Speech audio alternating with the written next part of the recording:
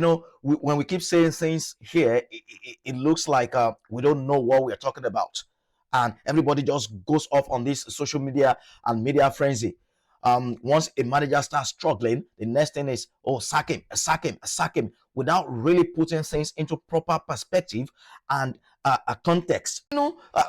Things, everything is not plain black and white. You've got to put things into proper context, and that's exactly what Jim Ratcliffe has done in coming out to publicly back his manager. And when he was asked if he intended to give Amorim 3 years, Ratcliffe responded and said, yes, that is where I would be. 3 years, because of football is not overnight. And he continued in his words, the press sometimes, I don't understand.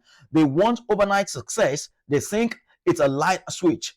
You flick a switch and it's all going to be, roses tomorrow. No, you can't run a club like Manchester United, on a knee-jerk reactions to some journalist who goes off on one every week. Well, those are his words, not mine. And his comments, came off on the back of Jamie Carragher claiming it is inevitable that Ruben Amorim will be sacked from the job before Christmas. They are always like that.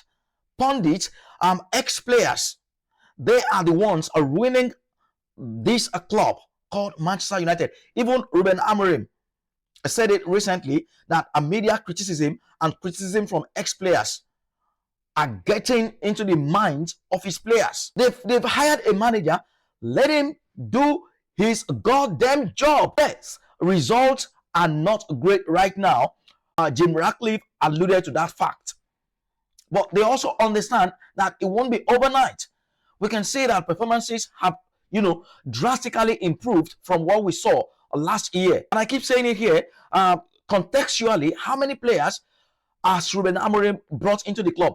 And we can see the quality some of these new signings brought into the club. Every single thing, when something is not going right at the club, the next thing is sack the manager, without putting things into proper perspective.